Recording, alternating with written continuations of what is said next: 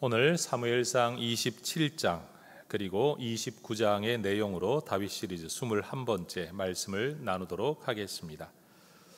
다윗은 사울을 피하기 위해서 꽃다운 20대의 나이에 유대 남쪽 광야를 떠돌며 살아갑니다.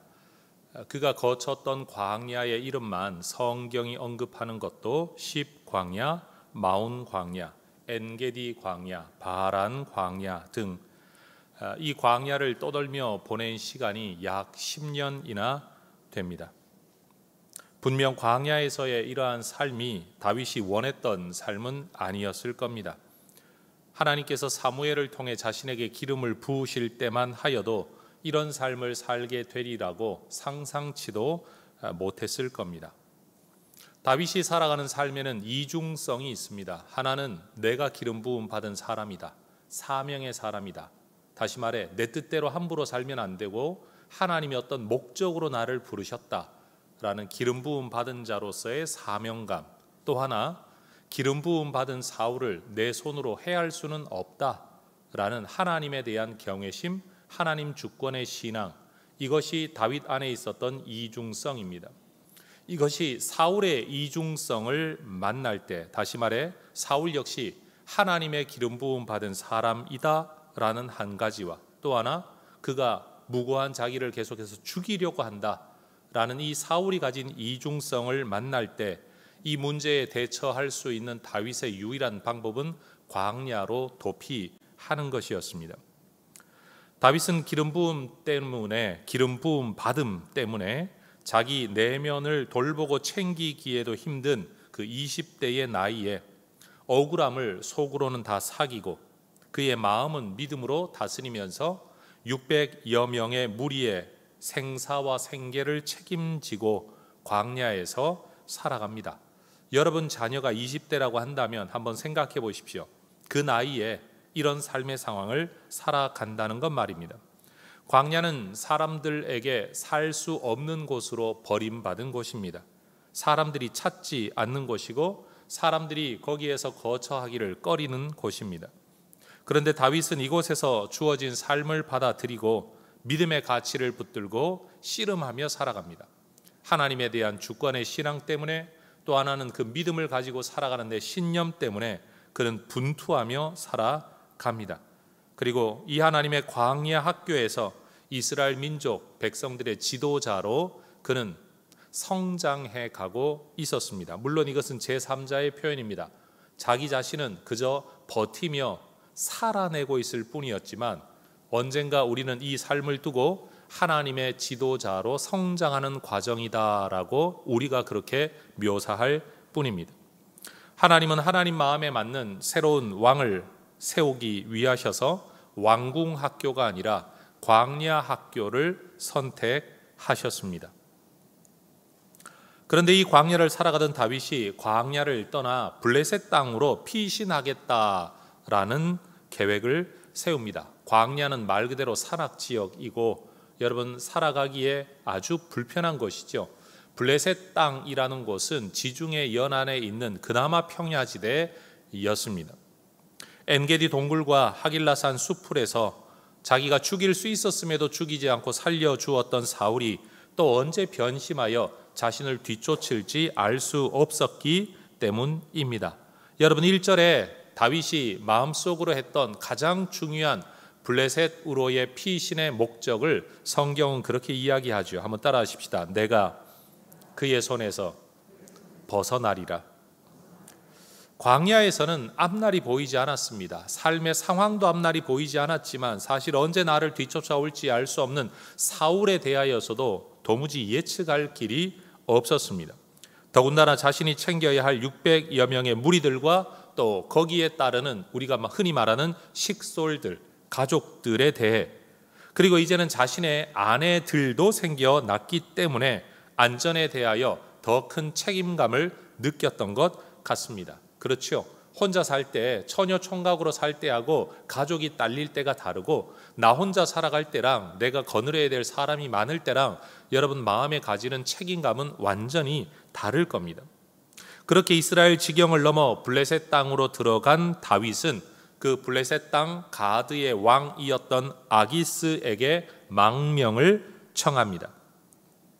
사무엘상 21장을 보면 이 도망 생활 초기에도 다윗이 거기에 찾아갔다가 뭔가 죽음의 위협을 느끼고 미친 척 하여서 도망쳐 나왔던 바로 그 아기스 왕입니다.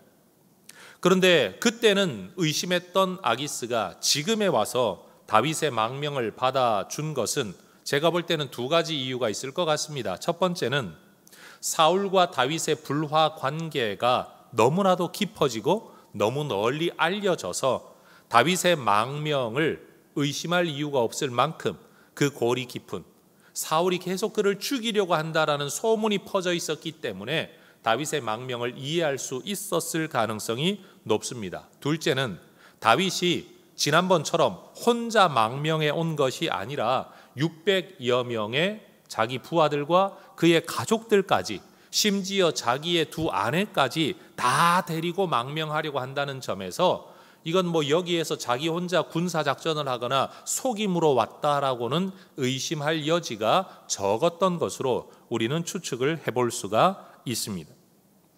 그러나 다윗이 블레셋의 군주에게 망명한 것을 두고 우리는 조금 부정적인 해석을 피할 길이 없습니다. 대부분의 주석가들이 이 상황을 두고 부정적으로 해석을 합니다. 예를 들면 이런 거죠.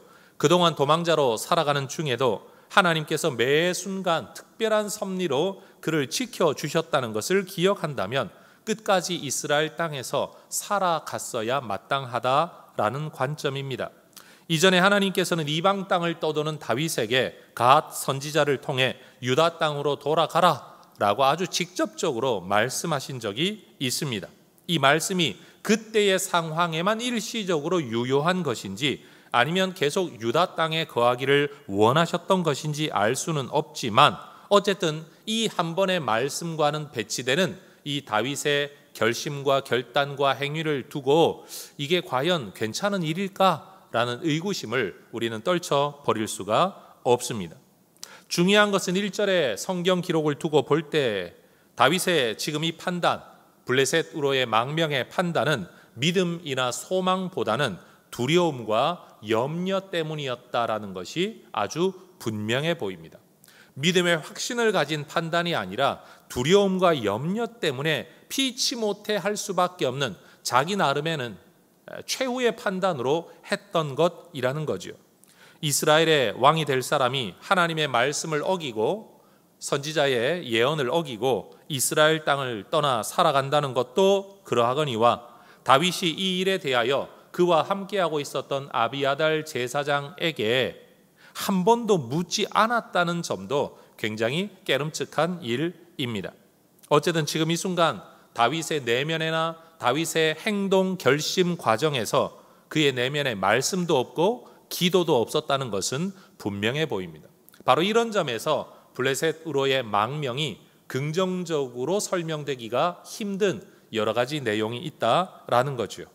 그럼에도 불구하고 다윗의 이 판단은 좋은 결과, 그가 의도했던 결과를 얻기는 했습니다. 4절을 보면 사울이 다시는 그를 수색하지 아니하였다.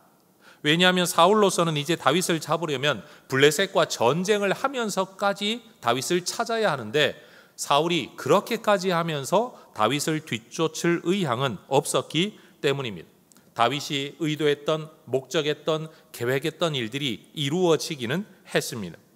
다윗이 비록 블레셋으로 망명하기는 했지만 아기스에게 충성하면서 그의 신하로 산다든지 그러면서 그에게 잘 보여서 뭔가 자리를 얻기 위해 왕의 도시, 도성에서 살아갈 마음은 없었습니다.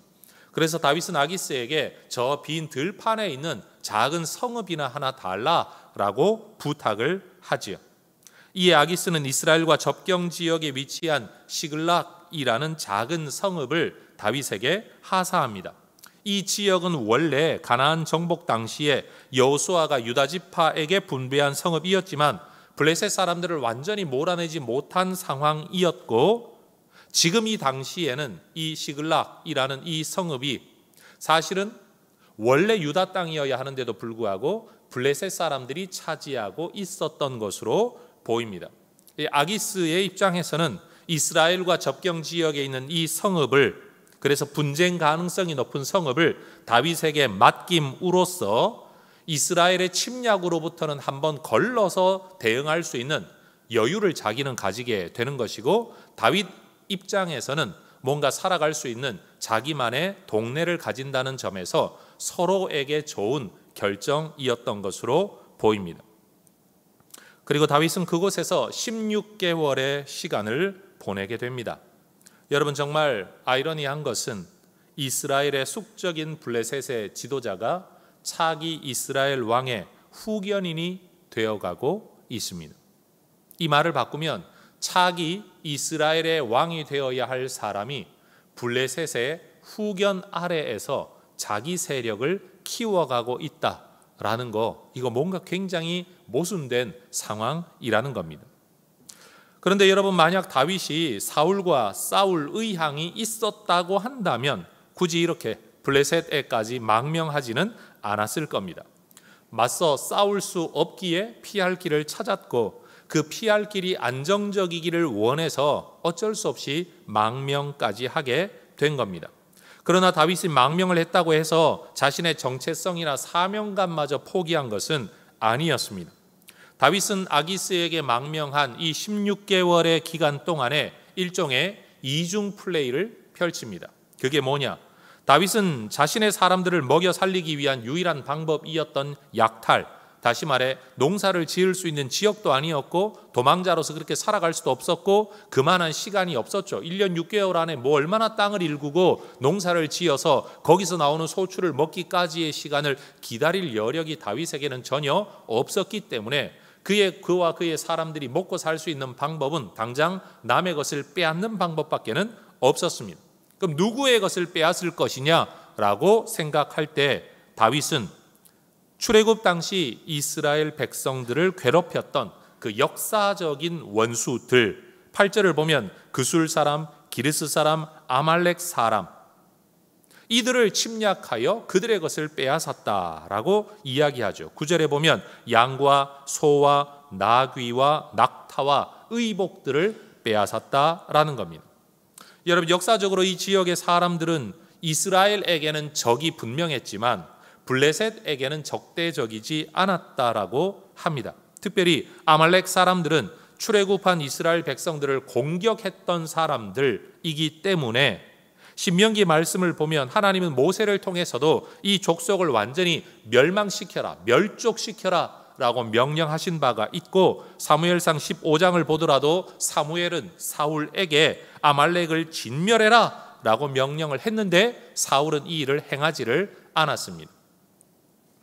그런데 지금 다윗은 왕으로 즉위하기 전입니다. 도망자로 살아가고 있습니다. 그럼에도 그는 사울에 대한 사무엘의 이 명령을 수행하고 있다라고 말할 수 있겠죠. 이스라엘 민족의 영적 과제, 사명을 해결하는 자로 그는 왕으로 즉위하기 이전부터 살아가고 있는 겁니다. 훗날 아말렉 사람들이 다윗의 본거지였던 시글락을 침략한 이야기를 우리는 30장에서 살펴보게 될 테인데, 그것도 아마 지금 이때 다윗이 아말렉 사람들을 노략했기 때문에 아마 아말렉 사람들이 복수하느라고 시글락을 침략했던 것으로 우리는 이해할 수 있습니다. 그런데 다윗은 그렇게 이스라엘의 적이 되는 족속들을 노략질을 해놓고도 가드왕 아기스에게는 이들을 침략했다라고 말하지 아니하고 유다 남쪽 마을들, 다시 말해 이스라엘 지경을 침략하여서 약탈했다라고 거짓으로 보고를 합니다. 어느 마을이라고 딱 집어 말하지는 않지만 10절의 말씀을 보면 유다 네겝 지역, 사막 지역이죠. 여라무엘 사람의 네겝, 또 사막 지역이죠. 겐 사람의 사막 지역. 다시 말해 이 블레셋 사람들 영토는 전혀 손대지 않고 이스라엘의 남방 지역에 연약한 부위들을 침략하여 약탈하고 있습니다라고 그가 보고했다는 겁니다. 그리고는 혹여라도 그 약탈 지역의 생존자가 살아남아서 다윗이 우리를 이렇게 공격했다는 말을 아기스에게 알릴까봐 다윗은요, 약탈 지역의 사람들을 완전히 몰살시켜버리는 굉장히 잔인한 약탈자로 이 기간을 보냅니다. 시글락에 거주하는 16개월 동안의 다윗의 삶이 이러했다라는 겁니다. 그래서 아기스는 이 다윗의 말만 믿고 이스라엘을 침략하고 노략질하는 다윗이라는 관점에서 그가 자기 동족들로부터 미움을 받게 되었고, 그는 절대로 자기 고향으로 이스라엘로 다시 돌아갈 수 없다라고 확신하면서 그는 평생 내 사람이 될 수밖에 없다라고 인식하게 되었다. 그게 바로 12절의 이야기입니다. 한번 따라 하십시다. 그는 영원히 내 부하가 되리라. 아마 아기스는 속으로 그렇게 생각했던 것 같아요. 그래, 하는 짓거리를 보니 너는 도무지 네 땅으로 못 돌아가겠구나. 네가 기름 부음을 받았든지 못 받았든지 너 같은 사람이 어떻게 이스라엘의 왕이 될 수가 있겠냐. 너는 이미 네 동족의 피를 네 손으로 흘린 사람. 그래서 너 어쩔 수 없이 내 수하에서 영원히 살아야 되겠구나 라고 생각하게 되었다는 겁니다.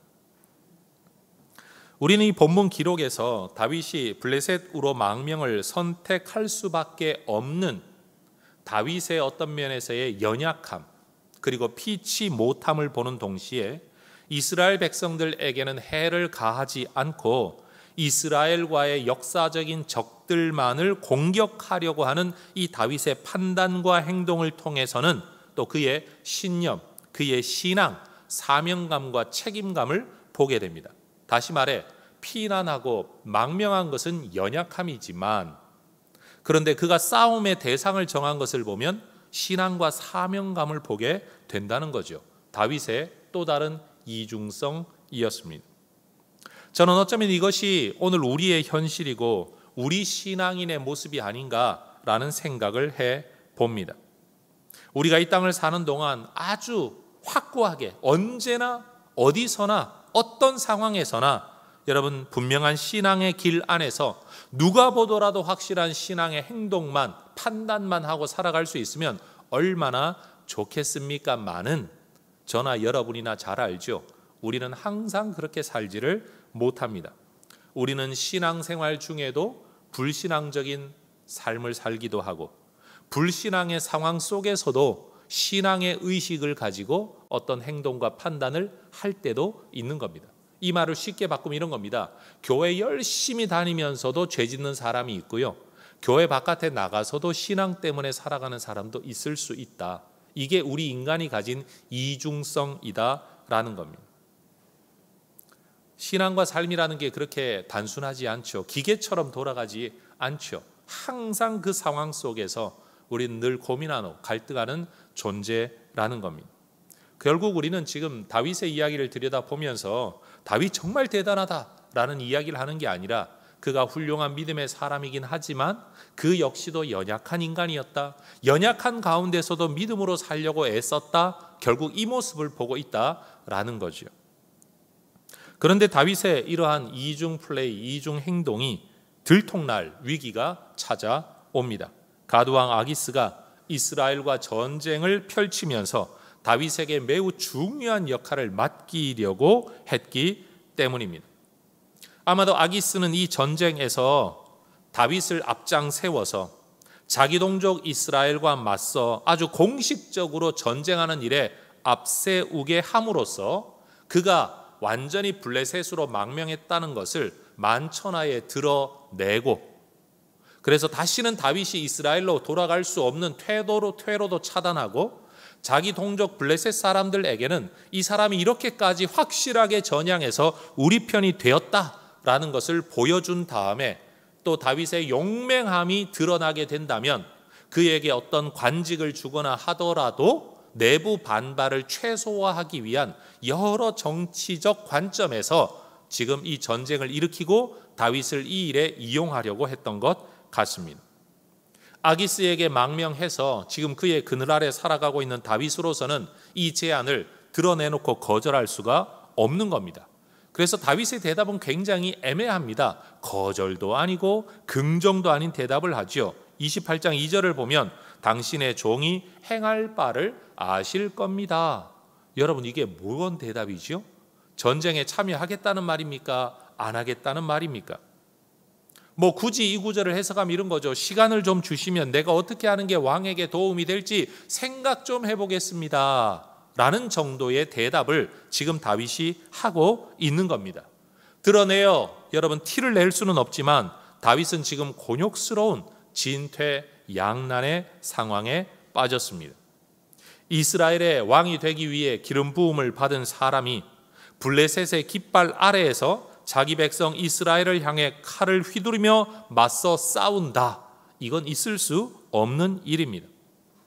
다윗이 이민족이었던 블레셋과 결탁해서 자기 동족을 향해 칼을 겨눈다면 훗날 그가 왕이 된다고 한들 이스라엘 백성들이 그의 리더십과 정통성을 인정하지 못할 것을 그도 알고 있었기 때문입니다. 오늘날 우리나라 현대 사회에서도 여러분 우리나라 현대의 역사에는 큰 기여를 했지만 여러분 일제 좀 친일적인 행보를 보였거나 이런 입장 때문에 사상적인 문제 때문에 여전히 논란이 되고 리더십을 가질 수 없는 사람들의 이야기를 우리는 여러 언론을 통해 역사를 통해 알고 있습니다. 그러니 여러분 다윗이 지금 생각하면 싸우는 게 마땅하지만 나중을 생각하면 싸울 수가 이 전쟁에 참여할 수가 없는 겁니다. 그렇다고 아기스의 청을 거절하면 겁쟁이가 되죠. 배신자가 되죠. 배은망덕한 사람이 되죠. 여러분 아기스의 진노를 살 것 아닙니까? 그러면 블레셋 땅에서 살아갈 수도 없는 겁니다. 이스라엘과 싸우지 않는다면 아기스에게 배신자가 되고 이스라엘과 싸운다면 기름 부음에 대한 배신자가 되는 이러지도 저러지도 못하는 상황이 지금 다윗에게 찾아온 겁니다. 여러분이라면 어떻게 하시겠습니까? 저라도 아무리 고민을 해도 여러분 답이 없어요. 답이 없어요. 그런데 다윗의 생각이나 의도와 기도와는 아무 상관없이 하나의 상황이 벌어집니다. 이 전쟁에 함께 참여하는 블레셋 방백들이 다윗의 전쟁 참여를 극렬히 반대하고 나섰기 때문입니다. 아기스라는 사람이 블레셋 전체의 통치자였는지 아니면 여러 도시들의 연합체의 대표였는지는 불명확합니다. 그런데 이 성경을 보면 블레셋 방백들이라고 하는 사람들이 아기스에게 이야기하는 것을 볼 때 완전한 신하라기보다는 뭔가 조금 비슷한 힘의 균형을 가지고 있지만 협력해야 될 그런 사람들로 우리는 보여지는 거죠. 일종의 호족들이라고 우리는 이해할 수도 있을 겁니다. 약육강식의 정치 권력 구도에 민감했던 이 정치 지도자들의 눈에는요, 다윗은 언제 어떻게 돌변할지 알 수 없는 위험한 인물이었습니다. 여러분도 한번 생각해 보십시오. 지금 이스라엘과 전쟁을 하려고 하는데 여러분 지금 이 사람 다윗은 골리앗을 무찔렀던 사람입니다. 이스라엘의 최고 군사령관이 되었던 사람입니다. 지금은 왕에게 쫓겨 여기 나와 있지만 그들이 생각하기에 만약 이 사람이 사울 왕과 좋은 관계를 맺기를 원한다면 그는 분명 여기에서 뭔가 공을 세우고 명분을 가지고 돌아가야 될 텐데 그러면 우리와 함께 우리 편에서 전쟁하다가 갑자기 우리 안에서 돌변하여 우리를 공격함으로 공을 세우려고 한다면 이 블레셋 사람들 입장에서는 안전을 도모할 수가 없는 겁니다. 전쟁의 승리는 고사하고 여러분 살아남을지도 알 수 없는 매우 위험한 인물을 데리고 함께 전쟁한다? 이건 있을 수가 없는 일이었다라는 거죠. 여러분 이것은 누구나 생각할 수 있는 일입니다. 그런데 아기스는 두 가지 차원에서 다윗에 대하여 판단력과 눈이 흐려져 있었습니다. 첫 번째는요, 다윗이라는 이 용맹한 장수를 내 수하에 두고 싶은 지도자의 욕심 때문입니다. 이런 사람 하나 있으면 내가 분명 이 블레셋 전체를 제패하고 내가 최고 권력자가 될 수 있다라는 그런 욕심 말이죠. 능력 있는 사람에 대한 욕심. 두 번째는 이 아기스가 그동안 살펴본 바 다윗의 진실함과 신실함에 대한 신뢰 때문이었습니다. 믿었다라는 거죠. 그를. 이 사람을 아까워했을 뿐만 아니라 이 사람을 믿었다라는 이유 때문에 아기스는 다윗이 배신할 거라는 생각을 하지 않고 있었다라는 겁니다. 여러분 하나님께서 기름 부으신 사울 왕은 하나님이 기름 부으신 또 다른 지도자 다윗, 사울에 대한 그 충성에도 불구하고 그를 인정하지 않았습니다. 그런데 이방의 왕인 아기스는 다윗의 계략, 사실은 아말렉을 침공해 놓고도 이스라엘을 공격했습니다라고 말하는 이 거짓말에도 불구하고 오히려 다윗을 인정하고 있다, 사랑하고 있다, 아끼고 있다라는 것, 이것도 굉장히 모순된 상황입니다. 오늘 본문 안에는 아기스가 다윗을 얼마나 신뢰하고 있었는가가 성경에 3번이나 등장합니다. 29장 3절에 이런 구절이 있죠. 그가 나와 함께 있은 지 여러 날 여러 해로 돼 그가 망명하여 온 날부터 오늘까지 내가 그의 허물을 보지 못하였노라. 29장 6절 네가 정직하여 내게 온 날부터 오늘까지 너에게 악이 있음을 보지 못하였다. 29장 9절 네가 내 목전에서 하나님의 전령같이 선한 것을 내가 알고 있다. 다시 말해 여러분, 분명 다윗은 아기스에게 해가 되는 일체의 행동을 하지 않았던 것은 분명합니다. 그리고 그가 아마 약탈을 해오고서도 일종의 조공을 아기스에게 잘 바쳐서 다윗의 충성심에 대하여 아기스는 전혀 의심하지 않았던 것 같습니다. 그런데 블레셋 방백들을 아무리 설득해도 그들의 의심과 의견을 이겨낼 수 없었던 아기스는 어쩔 수 없이 다윗에게 네가 사는 곳 시글락으로 돌아가라. 이 전쟁에는 너 참여할 수 없다라고 말합니다. 그런데 이 말을 전해들은 다윗의 반응이 참 이상합니다.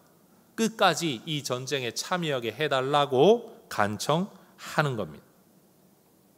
사실 이 전쟁 상황에서 이 편도 저 편도 들 수 없는 난처한 처지에 있는 사람은 다윗입니다. 그런데 다윗은 내 주 왕의 원수와 맞서 싸울 기회를 왜 막느냐라고 오히려 큰 소리 치고 있습니다. 학자들 사이에서는 내 주 왕의 원수라고, 내가 싸워야 될 대상을 내 주 왕의 원수라고 말한 이것이 과연 누구냐? 사울을 말하는 거냐? 아니면 다윗의 마음의 계략 속에 전쟁에 나가서 정말 돌아서서 아기스를 죽이려 했던 거냐? 해석의 여지가 남아있다. 다시 말하면 다윗은요, 이 아기스에게 가 있는 동안에 그 말이 굉장히 정치적이고 애매모호한 어법을 사용하고 있다라는 것을 우리는 알게 됩니다. 그런데 어쨌든 분명 그는 싸울 수 있게 해달라, 전쟁터에 나가게 해달라라고 말하고 있습니다. 우리는 정말 궁금합니다. 이것이 다윗의 본심이었을까? 다윗이 정말로 제일 앞장서서 사울과 맞서 싸우려고 했던 것일까? 예를 들어 개인적인 복수로 사울을 죽일 수는 없지만 공식적 전쟁을 통해서는 죽일 수도 있다라고 생각을 했던 것일까? 이건 모두가 추측일 뿐입니다.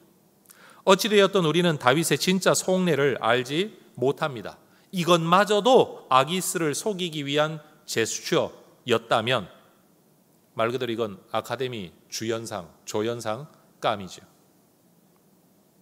그런데 이 마지막 이야기의 결론은 이러합니다. 결국 이 과정에서 다윗은 아기스의 신뢰를 얻는 동시에 이스라엘의 전쟁에는 참여하지 않아도 되는 양쪽의 이익을 그는 다 얻었습니다.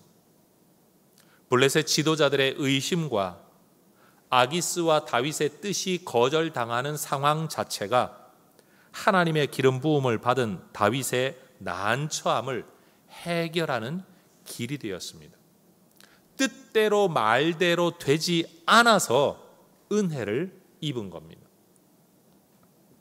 여러분, 우리는 이 본문 이야기에서 아기스를 속인 다윗의 지혜, 나쁘게 말하면 교활함, 그러면서도 그가 살아왔던 삶의 신실함, 그리고 다윗의 이 신실함과 교활함에 속은, 이중성에 속은 아기스의 어리석음을 두고 이 본문의 이야기를 살펴볼 수도 있을 겁니다. 굉장히 흥미로운 정치적 이야기가 되겠지요.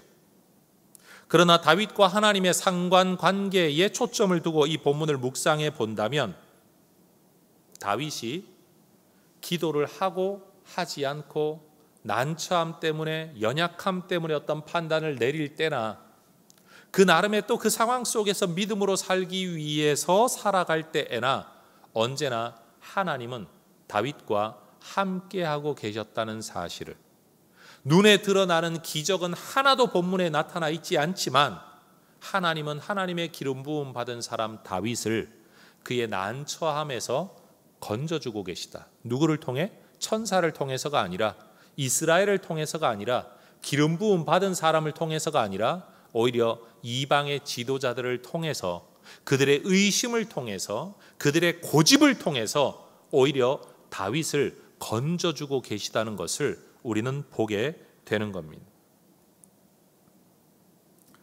여러분, 믿음으로 살겠다고 작정한 사람이라 할지라도 때로는 문제가 너무 크게 갑자기 찾아오게 되면 기도할 여지, 하나님의 뜻이 뭔가를 생각할 여지도 없을 때가 있습니다.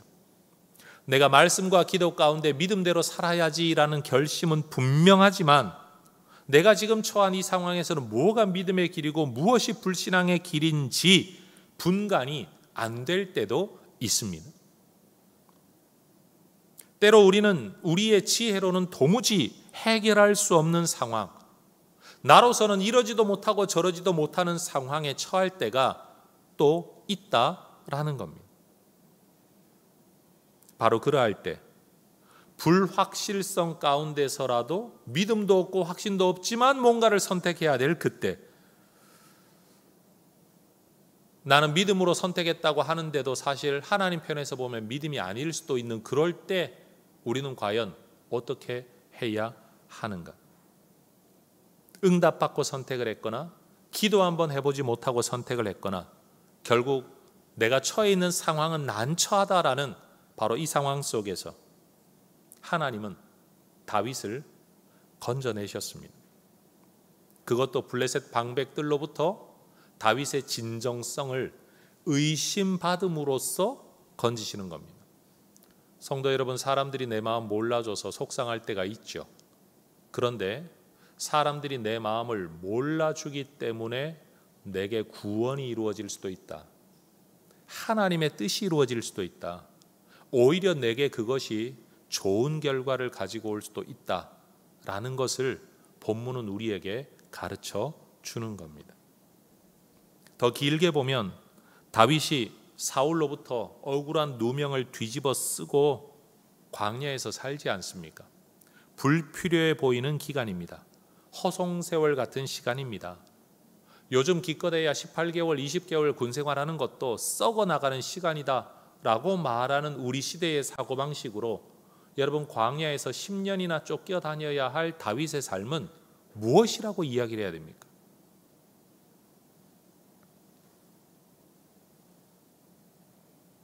그런 광야에서 다윗이 10년의 시간을 하나님에 대한 신뢰를 붙들고 살아갈 때 때로는 기도의 응답으로 믿음으로 결정하고 때로는 기도 한번 못 해보고 다급함으로 결정하고 때로는 누군가에게 칭찬받을 만한 결정을 하고 때로는 누군가에게 지지받지 못할 불신앙이다 라고 비난받을 결정을 했을 때라도 하나님은 그를 지키고 계셨고 붙들고 계셨다는 겁니다. 만약 그에게 여러분 광야 기간이 없고 600여 명의 무리가 없이 그냥 사울 그 밑에 살다가 말 그대로 국무총리 되었다가 그가 이스라엘의 왕으로 등극을 했다면 여러분 다윗은요 세상 말로 월급 바지 사장이 되었을 겁니다. 왜냐하면 기존 세력의 틈바구니 안에서 나 혼자 살아남기 위해 그들의 비위를 맞추어야 할 사람이 되어야만 했기 때문입니다.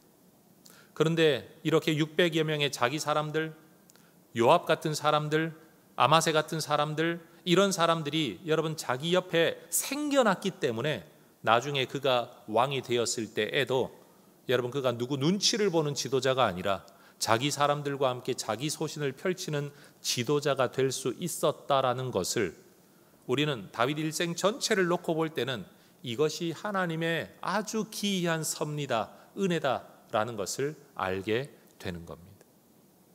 고난이 무익한 것이 아니고 의심받는 것이 억울한 일이 아니었습니다.